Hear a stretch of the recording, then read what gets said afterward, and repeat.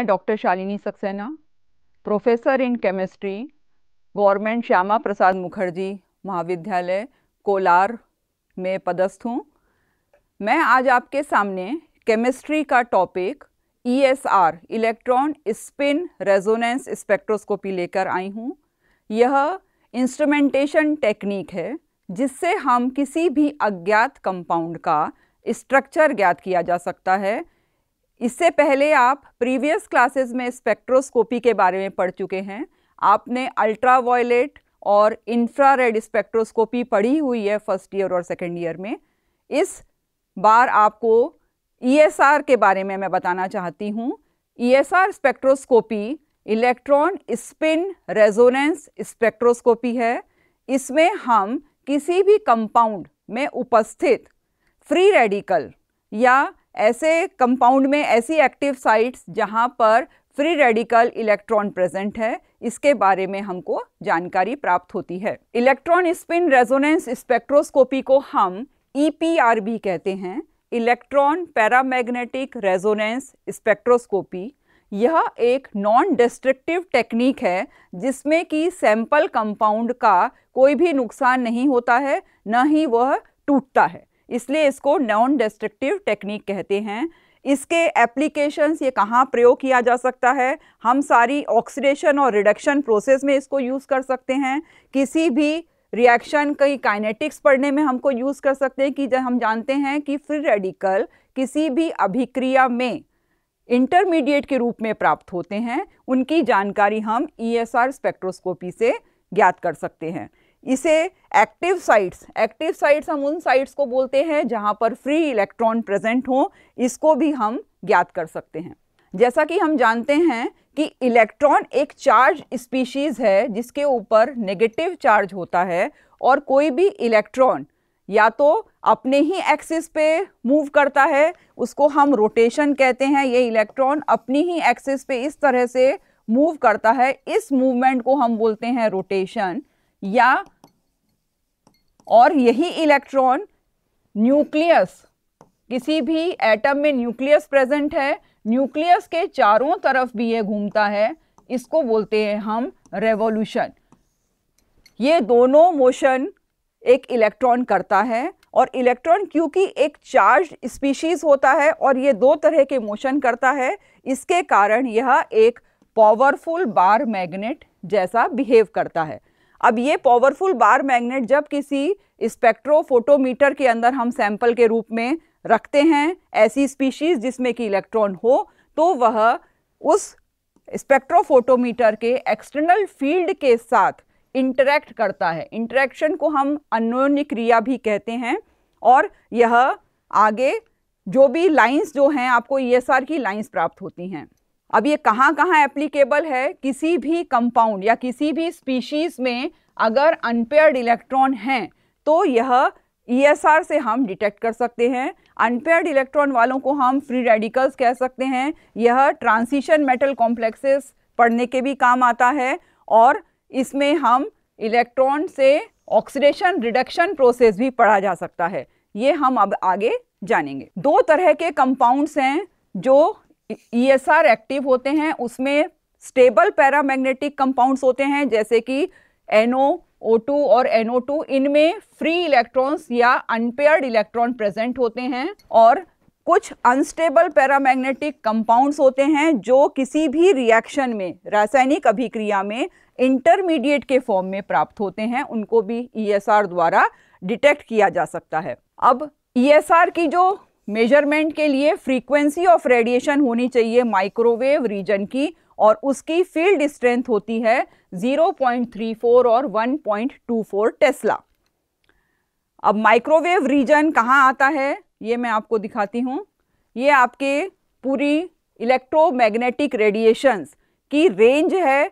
सबसे high energy होती है गामा रेज, फिर एक्सरेज के बारे में आपने सुना होगा। Next ultraviolet rays, visible raise जिसमें हम देख पाते हैं, इंफ्रारेड रेज और माइक्रोवेव रेज। ये एनर्जी के फॉर्म में ऊपर से नीचे इन रेज की एनर्जी कम होती जाती है। माइक्रोवेव जो रेज है वह ESR एक्टिव या ESR स्पेक्ट्रोस्कोपी के लिए सूटेबल होता है। तो हम ESR के लिए माइक्रोवेव रेंज की रेडिएशंस के बारे में जानते हैं। अब कंडीशंस, ESR स्पेक्ट्रोस्कोपी के लिए ये फॉलोइंग कंडीशंस रिक्वायर्ड होती हैं। सैंपल जो हम लेंगे जिसका कि हमको ESR स्टडी करना है उसमें अनपेयर्ड या ऑड इलेक्ट्रॉन होना जरूरी है। सेकंड चाहिए हमको एक्सटर्नल फील्ड जो कि हमारे स्पेक्ट्रोफोटोमीटर में होता है। तीसरा हमको माइक्रोवेव रेंज की रेडिएशंस चाहिए। These are the conditions. इन्हीं कंडीशंस अगर सेटिस्फाई होती हैं तभी हमको ESR स्पेक्ट्रम मिलेगा। ESR एक एब्जॉर्प्शन स्पेक्ट्रोस्कोपी का प्रकार है और यह बहुत कुछ सिमिलर है NMR से, जो आप पहले पढ़ चुके हैं। तो NMR में हम प्रोटॉन की स्पिन से लाइंस प्राप्त करते हैं, यहाँ पर इलेक्ट्रॉन की स्पिनिंग होती है, इसलिए इसका नाम इलेक्ट्रॉन स्पिन रेजोनेंस स्पेक्ट्रोस्कोपी होता है। तो ये तीन कंडीशंस मेन हैं, ये आप याद रखिएगा। सबसे पहले सैंपल में अनपेयर्ड या ऑड इलेक्ट्रॉन होना चाहिए, दूसरा एक्सटर्नल मैग्नेटिक फील्ड होना चाहिए और तीसरा माइक्रोवेव रेंज की रेडिएशंस होनी चाहिए। अब ESR स्पेक्ट्रोस्कोपी की जनरल प्रिंसिपल, इलेक्ट्रॉन को मैंने जैसे बताया कि यह बहुत स्ट्रॉन्ग बार मैग्नेट जैसा बिहेव करता है, क्योंकि यह अपने ही एक्सिस पे रोटेट करता है और साथ ही न्यूक्लियस के चारों ओर भी यह रोटेशन करता है, जिसे हम रेवोल्यूशन कहते हैं। और इसका जो मैग्नेटिक मोमेंट होता है, क्योंकि ये एक इलेक्ट्रॉन चार्ज स्पीशीज है और यह मूवमेंट कर रहा है, तो it behaves as a powerful bar magnet, जैसा कि अपन ने लिखा हुआ है यहाँ पर, स्ट्रॉन्ग बार मैग्नेट। और इसकी मैग्नेटिक मोमेंट म्यू की वैल्यू होती है -G बीटा S, जहाँ पर G है लेंस स्प्लिटिंग फैक्टर या गायरोमैग्नेटिक रेशो, ये कांस्टेंट होती है जो कि इलेक्ट्रॉन के एनवायरनमेंट पे डिपेंड करती है कि इलेक्ट्रॉन आपका कहाँ प्लेस्ड है। B है बोर मैग्नेटॉन और S है स्पिन क्वांटम नंबर, कि इलेक्ट्रॉन की स्पिन या तो होती है +½ एंटी क्लॉकवाइज हो और एंटी क्लॉकवाइज हो तो इसकी होती है -½ तो this is the spin quantum number. तो दिस इज, अगर हम इसे इक्वेशन नंबर 1 दें तो absence, in the absence of magnetic field, quantum जो आपकी जो एफिशिएंसी होती है, जो इलेक्ट्रॉन की स्पिन होती है, वो आइदर +½ होती है या -½ होती है। इसको बोलते हैं टू फोल्ड डीजेनरेट। डीजेनरेट माने सेम एनर्जी वाली स्पिन एनर्जी स्टेट्स हैं, +½ या -½ जैसे ही एक्सटर्नल मैग्नेटिक फील्ड लगाया जाता है, देखिए लिखा हुआ है, मैग्नेटिक फील्ड जैसे ही लगाते हैं और इस मैग्नेटिक फील्ड को हम H बोलते हैं, एक्सटर्नल मैग्नेटिक फील्ड, इसे H से रिप्रेजेंट करते हैं, तो ये +½ -½ दो लेवल में बढ़ जाती है, एक +½ और ये -½ एक कम एनर्जी वाली जो कि पैरेलल टू द फील्ड होती है और एक anti parallel which is anti parallel to the field, जिसे कि हम -μH से रिप्रेजेंट करते हैं। जैसे ही कब होता है ये, जब हम मैग्नेटिक फील्ड लगाते हैं, जैसे ही मैग्नेटिक फील्ड इज अप्लाइड, ये जो दो नॉन डीजनरेट +½ -½ वो दो में शिफ्ट हो जाते हैं, एक कम एनर्जी या जो फील्ड अगर इस दिशा में है तो इसकी स्पिनिंग भी इसी दिशा में होती है, इसको बोलते हैं पैरेलल टू द फील्ड, और दूसरा है एंटी पैरेलल, एक्सटर्नल फील्ड इस दिशा में है अगर, तो इलेक्ट्रॉन की जो स्पिन है वो अपोजिट दिशा में होती है, इसको बोलते हैं हम एंटी पैरेलल। अब दोनों एनर्जी देखिए, आपने पुराने इसमें देखा है, एक है E = μH, दूसरा है E = -μH, दोनों की एनर्जी में अंतर है। और इसमें अगर अंतर हम लें, difference between the two energy state, क्या आ जाएगा, μH -μH, माइनस प्लस हो जाएगा, you will get this equation 2μH, जहाँ H है एक्सटर्नल मैग्नेटिक फील्ड, म्यू है उसका मैग्नेटिक मोमेंट इलेक्ट्रॉन का, एंड फ्रॉम इक्वेशन 1 and 2, आपको याद है इक्वेशन 1 क्या था, ये अपना इक्वेशन 1 था। इस इक्वेशन 1 में म्यू की वैल्यू है, इस म्यू की वैल्यू को हम इक्वेशन नंबर 2 में डाल दें तो we will get the equation this one, जहां पर S है spin of the electron, it can be +½ और -½ सॉल्व करें तो हमारा ये इक्वेशन आ जाएगा, E = ±G बीटा H, ये है difference in energy between the two levels, अब 2 लेवल्स में आगे आपको दिखाऊंगी कैसे 2 लेवल्स होते हैं। और प्लैंक्स आइंस्टीन इक्वेशन से हम जानते हैं delta E is equal to H nu के बराबर होता है, जहां पर एच है प्लैंक्स कांस्टेंट, और इन दोनों इक्वेशन में delta E left hand side बराबर है तो राइट हैंड साइड भी बराबर होगा। We can write H nu is equal to G beta H. अब यहाँ पर nu is the frequency of radiation, it will be G beta H upon H. यहाँ पर कैपिटल एच है external field strength and small H is Planck's constant. So we get the equation nu is equal to G beta H upon H. यहाँ जो new है this is the frequency, जब ये frequency देखी गई तो ये माइक्रोवेव रेंज की frequency I. Is it clear? अब कैसे, मैंने आपको बताया था कि एक लेवल पे जो एनर्जी थी डीजेनरेट मीन्स सेम एनर्जी, यहाँ पर जो इलेक्ट्रॉन था either it can B plus half और माइनस हाफ, दोनों की एनर्जी सेम होती है। और जैसे ही हम एक्सटर्नल फील्ड लगाते हैं H, तो ये जो दोनों सेम एनर्जी पर थे वो दो डिफरेंट एनर्जी पे चले जाते हैं, one is plus half and the other is minus half. जो हमने अभी म्यू एच और माइनस म्यू एच किया, तो ये दो जो डीजेनरेट लेवल्स थे सेम एनर्जी वाले थे, ये नॉन डीजेनरेट बन जाते हैं। नॉन डीजेनरेट का मतलब होता है दोनों की एनर्जी डिफरेंट हो जाती है, resultant in a twofold. देखिए ये बन गया two non degenerate energy levels in the presence of external field. जैसे ही हम एक्सटर्नल फील्ड लगाते हैं ये दो एनर्जी लेवल्स दो अलग अलग एनर्जी में फ्लिप हो जाती हैं। अब देखिए यदि फील्ड ना हो तो हमको एक पीक मिलती, एक पीक जिसमें कि दोनों प्लस हाफ माइनस हाफ जो इलेक्ट्रॉन की स्पिन है वो एक ही लेवल पे आएगी। नेक्स्ट अगर हमने फील्ड लगा दी, एक्सटर्नल फील्ड लगा दी, तो यही एक पीक दो स्ट्रक्चर्स में डिवाइड हो गई, एक ऊपर वाली जो प्लस हाफ हम बोल रहे थे और दूसरी नीचे वाली। तो हमको एक पीक ना मिल करके हमें दो पीक प्राप्त होंगी, जैसा कि आप बने डायग्राम में देख रहे हैं। यह दो हाइपरफाइन स्ट्रक्चर्स मिलते हैं हमको instead of one peak. In structures को जो ऊपर और नीचे दिख रहे हैं इनको हम कहते हैं हाइपरफाइन स्ट्रक्चर्स। अब कोई एक मॉलिक्यूल यदि है जिसमें कि एक अनपेयर्ड इलेक्ट्रॉन है, in presence of the magnetic field इस तरह से उसकी एनर्जी जाती है। अभी हम ये इक्वेशन देख चुके हैं जिसमें कि ये सारी चीज़ें जी प्रोपोर्शनलिटी फैक्टर है, बी म्यू है बोर मैग्नेटॉन, एम है इलेक्ट्रॉन स्पिन और बी है मैग्नेटिक फील्ड क्वांटम नंबर जो कि प्लस हाफ या माइनस हाफ हो सकता है। ये जो दो स्पिन हैं, अगर कोई इलेक्ट्रॉन अगर फ्री होता, किसी प्रोटॉन के साथ नहीं होता, हम जानते हैं इलेक्ट्रॉन किसी एक एटम के बाहर घूमता है जिसके बीच में प्रोटॉन्स होते हैं और न्यूट्रॉन्स होते हैं। अगर हम माने कि एक इलेक्ट्रॉन अगर फ्री है, अकेला है, तो उसका G की वैल्यू होती है 2.0023। और कोई ऑर्गेनिक रेडिकल्स में इसके पास हो सकती है और वैल्यू रेंज करती है G की 1.99 से 2.01। ये कुछ कंपाउंड्स हैं जिनके की G की वैल्यू आपके सामने है।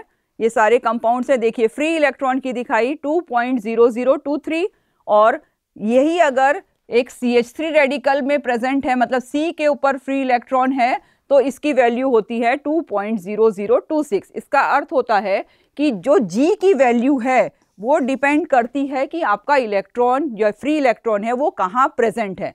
जिस भी कंपाउंड में फ्री इलेक्ट्रॉन होता है उसे हम फ्री रेडिकल बोलते हैं, और यह अनस्टेबल, बहुत ज़्यादा अनस्टेबल होता है और रिएक्शन के बीच में प्राप्त होता है हमें। ये कुछ कंपाउंड्स हैं जिनके एग्जाम्पल मैंने दिए हुए हैं। अब दो अगर पीक हैं, अगर एक इलेक्ट्रॉन है और हमको इस तरह के हाइपरफाइन स्ट्रक्चर्स मिल रहे हैं, तो ये दो पीक्स के बीच के या दो, इनको कहते हैं हाइपरफाइन स्ट्रक्चर्स, इनके बीच के जो गैप को हम बोलते हैं A, जिसको कि हम लैंड्स स्प्लिटिंग फैक्टर कहते हैं। और अगर कोई एक इलेक्ट्रॉन है उसके पास में एक न्यूक्लियस है, तो उसके हमको कितनी पीक्स मिलेंगी ये हम आगे जानते हैं। हाइपरफाइन इंटरेक्शन से हमको हाइपरफाइन पीक्स मिलती हैं, जो कि जैसा मैंने आपको दिखाया। तो हाइपरफाइन पीक्स में जो दो पीक्स के बीच की दूरी है उसको हाइपरफाइन कपलिंग कांस्टेंट कहते हैं, और यह डिस्टेंस होता है दो सिग्नल्स के बीच का। मैंने अभी आपको दिखाया था, ये दो सिग्नल्स के बीच की दूरी को हम क्या कहते हैं, ए से रिप्रेजेंट करते हैं, और यह हाइपर फाइन कपलिंग कांस्टेंट कहलाता है। अब सिलेक्शन रूल्स कि हमको ESR स्पेक्ट्रम में कितनी लाइंस मिलेंगी ताकि हम डिटेक्ट कर सके कि हमारा जो फ्री इलेक्ट्रॉन है वो कहाँ प्रेजेंट है। यदि इसके लिए फॉर्मूला है, इसको सिलेक्शन रूल्स कहते हैं, कि हम ज्ञात कर सकते हैं कि कितनी लाइंस मिलेंगी। इसके लिए फॉर्मूला है 2ni+1, जहां n है number of equivalent nuclei, i है स्पिन, स्पिन हो सकती है +½ या -½ और कितनी इंटेंसिटी, मतलब हमको पीक कितनी मिली वो हमको इस फॉर्मूले से पता चलता है। और पीक की इंटेंसिटी क्या हुई, इंटेंसिटी माने कितनी लंबी कितनी गहरी वो पीक मिल रही है, वो हमें पता चलती है इस फॉर्मूले से, जिसको x+1⁴ कहते हैं, जहां a है नंबर ऑफ प्रोटॉन्स, मतलब वो आपका इलेक्ट्रॉन किस प्रोटॉन पे प्रेजेंट है, उसके आसपास विसिनिटी में कितने प्रोटॉन्स हैं, इस पर निर्भर करेगा a की वैल्यू। अब देखते हैं, पहला, यदि हमारे पास एक इलेक्ट्रॉन है और एक प्रोटॉन है, for example H free radical, तो उसकी कितनी पीक मिलेगी, उसकी हमको इस तरह से पीक्स मिलती हैं। जो आपका स्पिन है ये मैग्नेटिक फील्ड के कारण 2 में हुआ, 2 से फिर वो 4 में होता है स्प्लिट, क्योंकि प्रोटॉन के पास में प्रेजेंट है। एक स्प्लिटिंग होती है मैग्नेटिक फील्ड के कारण और दूसरी स्प्लिटिंग होती है प्रोटॉन की प्रेजेंस के कारण। अब जैसे कोई इलेक्ट्रॉन है, 1 इलेक्ट्रॉन 1 प्रोटॉन के बारे में हम बात करते हैं। एक प्रोटॉन है, प्रोटॉन मीन्स H, और एक इलेक्ट्रॉन है जो मैंने ऐसा बनाया आपके लिए। अब इसके लिए हम सिलेक्शन रूल्स क्या है, कितनी लाइंस मिलेंगी, हमारे पास 2ni ये फॉर्मूला है, 2ni+1। यहाँ पर n है नंबर ऑफ इलेक्ट्रॉन्स, जो भी आपके नंबर ऑफ इक्विवेलेंट न्यूक्लियाई कितनी है, 1 है, और i है स्पिन ½ +1, तो कितना हो जाएगा 2 × 1 × ½ +1, टोटल हो गया, ये कट जाएगा कैंसिल, 2, ये मैंने आपको दिया हुआ है 2। हमको कितनी पीक्स मिलेंगी, 2 पीक्स मिलेंगी, और इसके लिए फॉर्मूला है दूसरा, इंटेंसिटी क्या होगी पीक की, 1x+1⁴ तो x+1 है ⁴ नंबर ऑफ प्रोटॉन है 1, तो पीक हो गई x+1, इनका रेशो है 1:1, तो हमको 2 पीक मिलेंगी, ये लिखा हुआ है 2 peak with the ratio of 1:1। How many peaks, peaks हैं 2 और उनका रेशो होगा 1:1।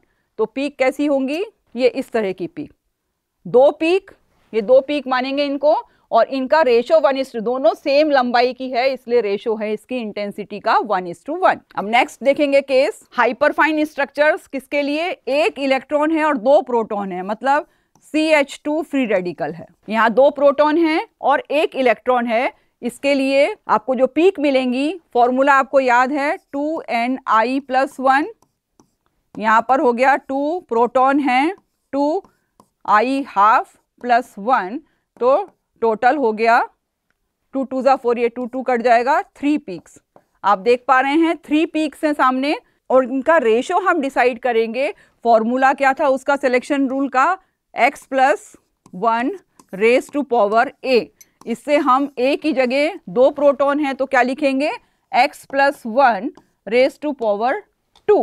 और इसका जो आप एल्जेब्रिक इक्वेशन है x² + 2x + 1², तो इसकी रेशो हो गया 1:2:1। देखिए पीक की रेशो है, ये जितनी लंबी है उससे डबल बीच वाली है, और फिर ये 1, इसका रेशो हो गया 1:2:1। तो अगर एक इलेक्ट्रॉन और 2 प्रोटॉन हैं तो हमारा सिलेक्शन रूल के हिसाब से हमको टोटल पीक मिलेंगी 3, और उनका रेशो होगा 1:2:1। एक और एग्जांपल आपको दे रहे हैं, यहाँ पर एक इलेक्ट्रॉन और 3 प्रोटॉन हैं, तो हमको पता चल जाएगा कि हमारा जो फ्री रेडिकल है उसके पास में 3 प्रोटॉन हैं। इसके लिए फॉर्मूला है, n की वैल्यू इसके लिए हो गई 3 प्रोटॉन है, फॉर्मूला है 2ni+1। इसके लिए आगे आपका कितनी पीक दिखाई दे रही है, टोटल करेंगे तो 4, n की वैल्यू 3 है और i की वैल्यू है ½ इसको कर लीजिए तो आपका 4 आएगा। देखिए आपको सामने 4 पीक मिल रही हैं और इसकी इंटेंसिटी कैसे ज्ञात करेंगे, उसका फॉर्मूला वही है x + 1 रेज टू पावर, क्योंकि 3 प्रोटॉन हैं तो हमने ऊपर लिखा 3। इसका फॉर्मूला हो जाएगा x³ + 3x² + 3x + 1³ तो रेशो हो गया 1:3:3:1।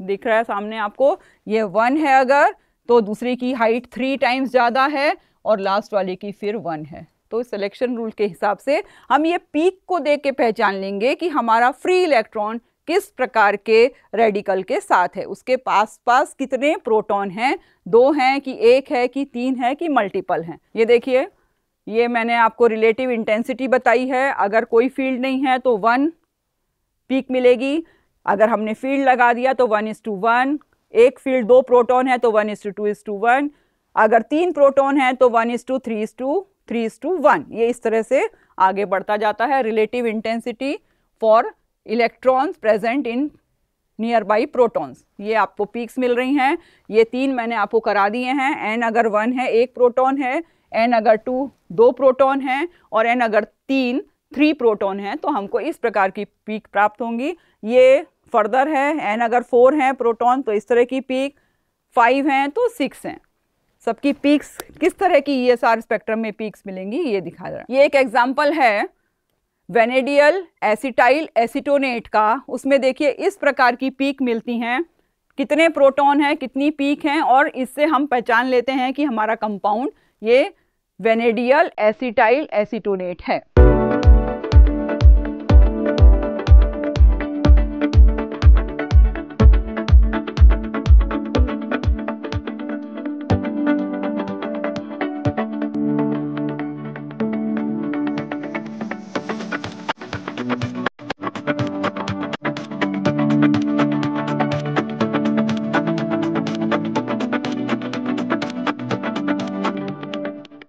अब ये एग्जाम्पल है बेंजीन का। बेंजीन में आप जानते हैं रेडिकल आयन बेंजीन का C6H6 फ्री रेडिकल, इसमें 6 protons are there. Selection rule के हिसाब से फॉर्मूला ये वाला फॉर्मूले में डालें तो वी विल गेट 7 पीक्स और उनका रेशो होगा 1:6:15:20:15:6:1। देखिए कैसी पीक मिलेगी, बेंजाइल रेडिकल की इस तरह की पीक मिलेगी। तो हम पहचान लेंगे कि हमारा जो फ्री रेडिकल है वो बेंजीन फ्री रेडिकल है। अब कपलिंग कांस्टेंट जिसकी सबसे पास जो प्रोटॉन प्रेजेंट है उसके लिए हमको सबसे लार्जेस्ट वैल्यू आती है A की, और जितना ज़्यादा वो फ्री इलेक्ट्रॉन से दूर होता जाता है प्रोटॉन उसकी वैल्यू नेक्स्ट लार्जेस्ट आती है। सबकी अलग अलग वैल्यू आती है। A है 2 पीक्स के बीच की दूरी। ये हमारा स्पेक्ट्रोमीटर किस तरह से वर्क करता है मैंने आपको बताया था। सोर्स में हमको कौन से सोर्स लेना पड़ेगा, माइक्रोवेव रेंज की रेडिएशन चाहिए, केवल वही सफिशिएंट होती हैं इलेक्ट्रॉन की स्पिनिंग और उसके रोटेशन के लिए। फिर हमको यहाँ सैंपल भरना पड़ेगा, दिख रहा है आपको सैंपल कैविटी में हम उस कंपाउंड का सैंपल डालेंगे। सैंपल किस में बनाया जाता है उसके लिए एक सॉल्वेंट की ज़रूरत होती है जो ESR इनएक्टिव हो। फिर यहाँ पर एक्सटर्नल फील्ड लगाया हुआ है, यहाँ पर आगे बढ़ने पर जैसे जो भी रेडिएशंस आपकी वो होंगी डिटेक्टर डिटेक्ट करेगा और आपको पीक्स मिल जाएंगी, आपको स्पेक्ट्रम प्राप्त हो जाएगा ESR का spectrum. This is the general spectrometer, working of spectrometer. यहाँ सबसे सिंपल फ्लो डायग्राम के हिसाब से हम ये वाला पढ़ सकते हैं या ये वाला आप बना सकते हैं। ये लाइट सोर्स है, किल्स्ट्रॉन लाइट सोर्स यूज होता है, उसमें माइक्रोवेव रेडिएशंस निकलती हैं जो कि सैंपल पर पड़ती हैं और उन सैंपल से निकलने के बाद उन रेडिएशंस को डिटेक्टर डिटेक्ट करता है और we will get a spectrum of ESR denotes the presence of free radical. अब इंस्ट्रूमेंटेशन में हमको ये चीज़ों की ज़रूरत पड़ती है। सोर्स जहाँ से हमको माइक्रोवेव रेडिएशंस मिलें ऐसा सोर्स हमें चाहिए। इसमें किल्स्ट्रॉन ट्यूब को सोर्स के फॉर्म में यूज़ किया जाता है। एक सर्कुलर या मैजिक टी लेते हैं। फिर सैंपल कैविटी जिसमें कि हमको सैंपल भरना पड़ता है, मैग्नेट एक्सटर्नल फील्ड जिससे हमको मिलता है, और क्रिस्टल डिटेक्टर रिकॉर्डिंग यूनिट होती है, जिसमें कि हमको जो स्पेक्ट्रम प्राप्त होता है उसकी रिकॉर्डिंग हो जाती है। तो these are the instrumentation of ESR spectrometer. Next topic है जीरो फील्ड स्प्लिटिंग।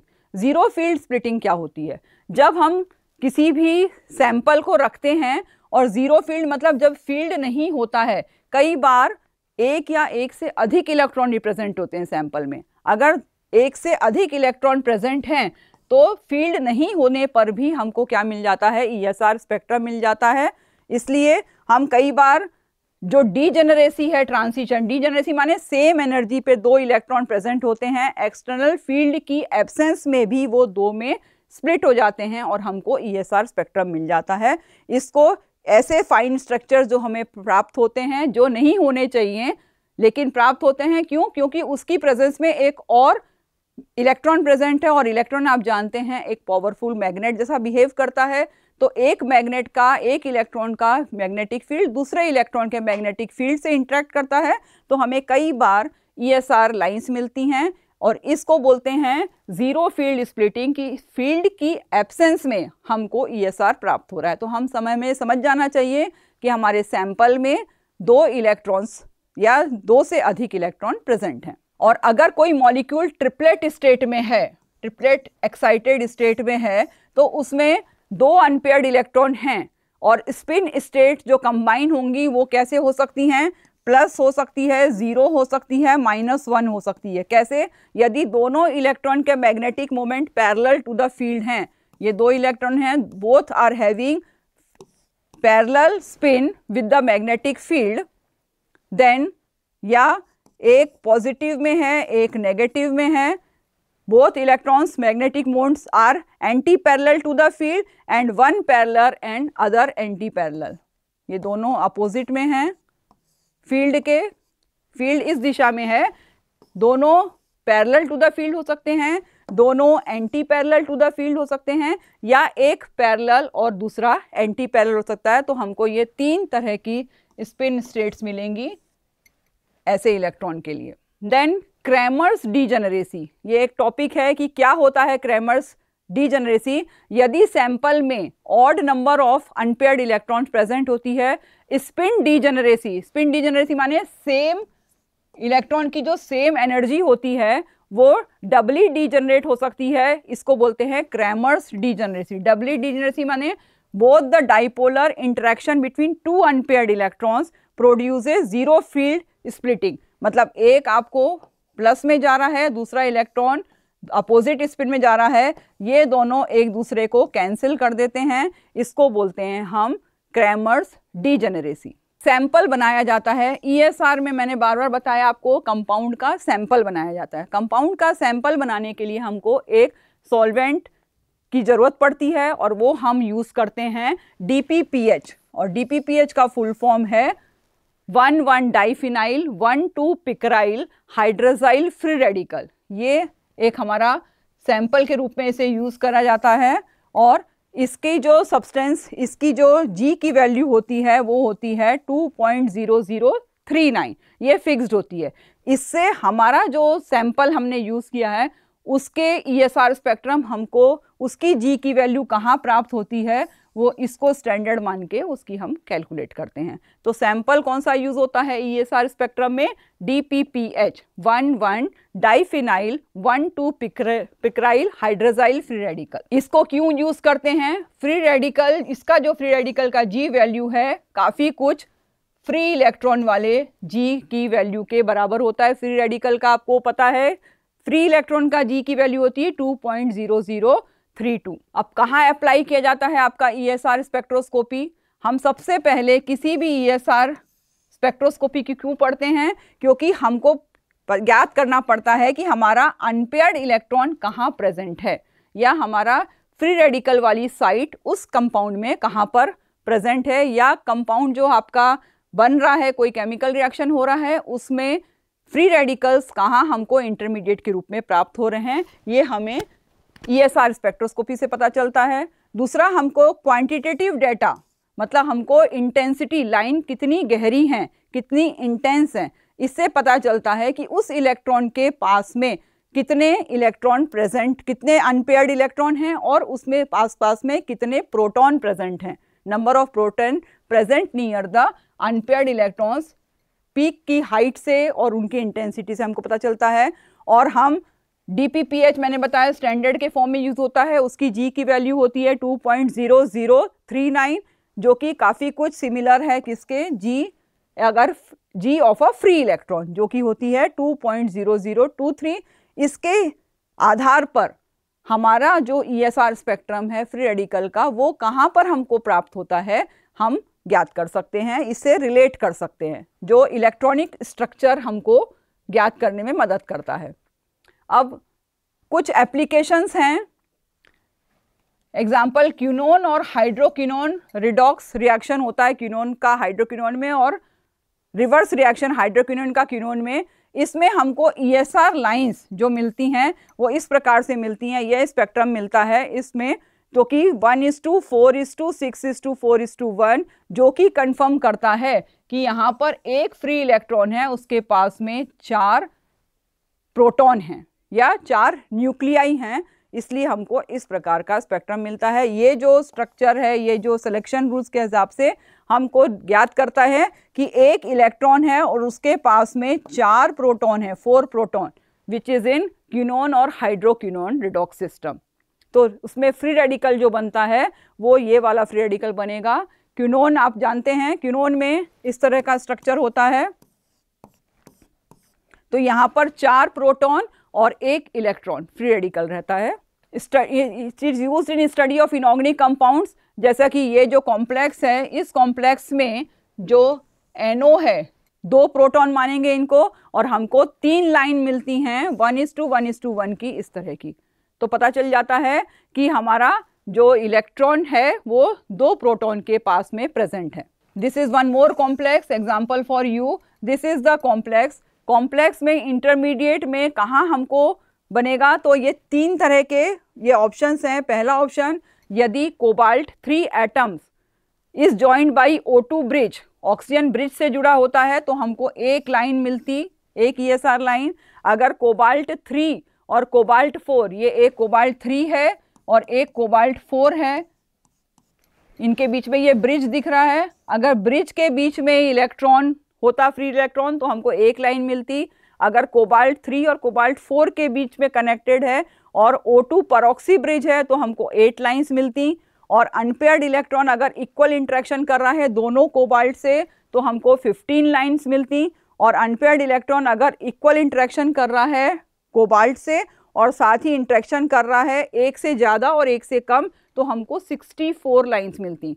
तो ये सारे हमारे कंक्लूजन्स हैं कि इस कॉम्प्लेक्स के कौन से फ्री रेडिकल इंटरमीडिएट हो सकते हैं। तो इन सब में जब हमने इसका प्रैक्टिकली करना चाहा तो वी गॉट 15 लाइंस, केवल मात्र 15 लाइंस मिली। इसका मतलब है कि दिस स्ट्रक्चर वॉज करेक्ट। तो ये हमको ESR स्पेक्ट्रोस्कोपी से हमने प्रूव किया। 15 लाइंस मिलती हैं, इसका अर्थ है कि जो अनपेयर्ड इलेक्ट्रॉन है वो इन दोनों इक्वलेंट, ये दोनों कोबाल्ट इक्वलेंट हैं, इनके बीच में वो शफल हो रहा है, कभी इस पे आ रहा है कभी इस पे आ रहा है। तो हमको कितनी लाइंस मिल रही हैं, वी आर गेटिंग 15 लाइंस। तो this structure was the correct structure, जो कि कंफर्म किया गया ESR स्पेक्ट्रोस्कोपी से। और हमें यूज कर सकते हैं हम बायोलॉजिकल सिस्टम्स में, जो टिश्यूज जिंदा होते हैं किसी पेड़ पौधे या पत्तियों के, तो वो ESR लाइंस देते हैं, क्योंकि वहाँ केमिकल रिएक्शंस होते रहते हैं, सारी मेटाबॉलिक एक्टिविटीज होती रहती हैं। तो वी गेट ESR स्पेक्ट्रम। और डेड लीव्स हैं, अगर डेड प्लांट टिश्यूज हैं तो वहाँ पर ESR स्पेक्ट्रम आपको नहीं मिलता है।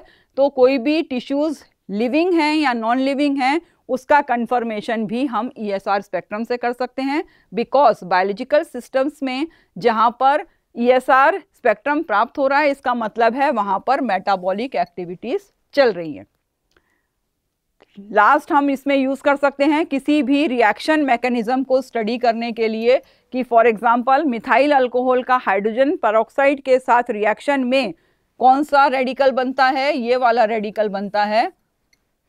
तो ये कंफर्म होता है क्योंकि हमको ESR स्पेक्ट्रम मिलता है 1:3:1 वाला। इसका मतलब एक इलेक्ट्रॉन और 2 प्रोटॉन।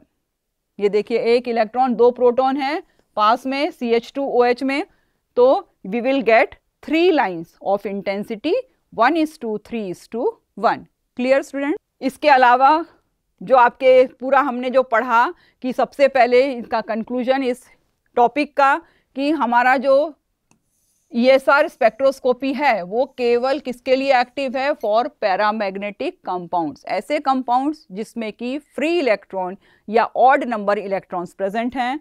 दूसरा हमने कंडीशन से पढ़ लिया था, इसके लिए हमको माइक्रोवेव रेंज की रेडिएशंस की आवश्यकता पड़ेगी और स्पेक्ट्रोफोटोमीटर में हमको इंटरेक्शन कराना पड़ेगा एक्सटर्नल फील्ड से, तभी हमको ESR स्पेक्ट्रम प्राप्त होता है। कहाँ कहाँ हम पढ़ सकते हैं? हम लोकेशन इंडिकेट कर सकते हैं, स्टडी कर सकते हैं कि हमारा अनपेयर्ड इलेक्ट्रॉन कहाँ प्रेजेंट है, अनपेयर्ड इलेक्ट्रॉन के पास में कितने प्रोटॉन हैं, ये भी हम इस ESR स्पेक्ट्रोस्कोपी या ESR स्पेक्ट्रम से ज्ञात कर सकते हैं। हाइपरफाइन इंटरेक्शन से हमको पता चल जाता है कितने हाइपरफाइन इंटरेक्शन, जो फाइन लाइंस हमको मिलती हैं, जो एक पीक मिलनी चाहिए थी वो 2 में स्प्लिट होती है due to the presence of external field.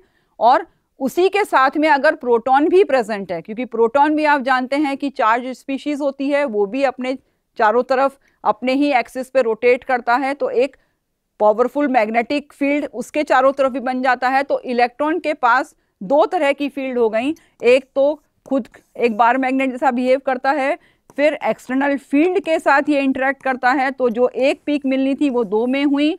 और इसी के पास अगर प्रोटॉन भी प्रेजेंट है, प्रोटॉन भी एक मैग्नेट जैसा बिहेव करता है, तो ये 2 पीक फिर फर्दर 4 पीक में बढ़ जाती हैं और इन फाइन स्ट्रक्चर्स को हम कहते हैं हाइपर फाइन स्ट्रक्चर्स।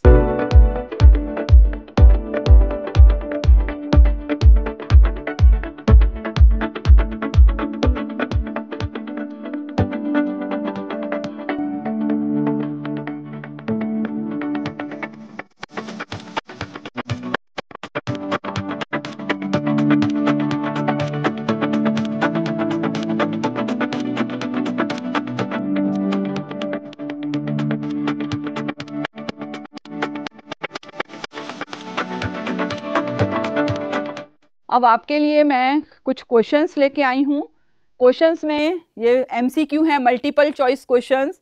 इसमें पहला क्वेश्चन है, विच EMR, कौन से मैग्नेटिक रेडिएशंस की आवश्यकता पड़ती है ESR स्पेक्ट्रोस्कोपी को स्टडी करने के लिए? तो ये आपके सामने 4 दिखाई दे रहे हैं, NMR रेंज, IR, UV और माइक्रोवेव। तो मैंने कंडीशंस में भी आपको बताया था, अब तो आपको याद हो गया होगा कि जो भी रेंज है वो कौन सी रेंज की आवश्यकता पड़ती है? माइक्रोवेव रेंज की आवश्यकता पड़ती है ESR स्पेक्ट्रोस्कोपी के लिए। दूसरा क्वेश्चन है, how many hyperfine structures are obtained for 1 electron and 2 proton? ये कंडीशंस है हमारी, 2 प्रोटॉन हैं, जैसे फॉर एग्जांपल मैंने आपको बताया था CH2 फ्री रेडिकल, यहाँ पर इलेक्ट्रॉन के पास 2 प्रोटॉन प्रेजेंट हैं। इसके लिए सिलेक्शन रूल्स मैंने आपको बताया था, एक था 2Ni+1, तो इससे हमको पता चल जाता है कितने हमको हाइपरफाइन स्ट्रक्चर्स प्राप्त होंगे। N की वैल्यू है 2, I की वैल्यू है ½ तो कैलकुलेट करेंगे तो आपकी वैल्यू आ जाएगी 3। नेक्स्ट क्वेश्चन है, what is the principle of ESR spectroscopy? तो ये प्रिंसिपल मैंने आपको समझाया था कि यहाँ पर क्योंकि एक इलेक्ट्रॉन एक पावरफुल मैग्नेट जैसा बिहेव करता है, इसका डाइपोल मोमेंट होता है या मैग्नेटिक मोमेंट होता है μ = -g βs, और हमको जब हम मैग्नेटिक फील्ड नहीं लगाते हैं तो डीजनरेट स्पिन होती है सेम एनर्जी की, +½ -½ दोनों स्पिन सेम एनर्जी पर।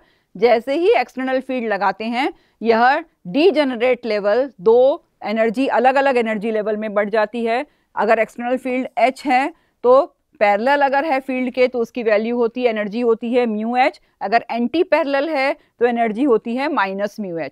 इन दोनों एनर्जी लेवल, ये मैंने आपको बताया था कि जो नॉन डीजनरेट लेवल है वो 2 में बढ़ जाती हैं एक्सटर्नल फील्ड के कारण, और दोनों की एनर्जी एक की होती है μh, दूसरे की होती है -μh, ये μh ये -μh, और इन दोनों के बीच का जो डिफरेंस होता है वो होता है E = 2μh। इक्वेशन नंबर 2 हो गया। इक्वेशन 1 में म्यू की वैल्यू हम इक्वेशन 2 में डालते हैं तो हमारा इक्वेशन ये आ जाता है, जहां पर S की वैल्यू हो सकती है +½ या -½ +½ -½ वैल्यू पुट करते हैं तो हमारा इक्वेशन आ जाता है प्लस हाफ 2 कट जाता है, प्लस माइनस जी बीटा एच, और ये जी बीटा एच किसके बराबर होता है? इन दोनों energy difference E H nu के बराबर होता है। दोनों की वैल्यू अगर बराबर है, लेफ्ट हैंड साइड बराबर है तो राइट हैंड साइड ही बराबर होगा, तो हमको वैल्यू आ जाती है न्यू की, where nu is the frequency of the radiations which are required for ESR spectroscopy. और ये न्यू की वैल्यू जब हम देखें तो ये वैल्यू आती है माइक्रोवेव रेंज की। तो this is the principle of ESR spectroscopy. Next, ये शॉर्ट आंसर्स या लॉन्ग आंसर क्वेश्चंस पूछे जा सकते हैं। What are the conditions required for ESR spectroscopy? Explain the principle of ESR spectroscopy.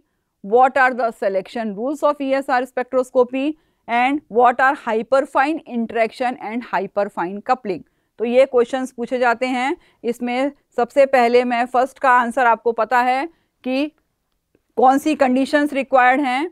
Conditions में सबसे पहले आपका है अनपेयर्ड इलेक्ट्रॉन, दूसरा है हमको एक्सटर्नल फील्ड, मैग्नेटिक फील्ड की रिक्वायरमेंट है, तीसरा हमको EMR रेडिएशंस माइक्रोवेव रेंज के चाहिए होते हैं, और हमें ये पता है it is a type of absorption spectroscopy. इसमें माइक्रोवेव रेंज की रेडिएशन सैंपल एब्जॉर्ब करता है।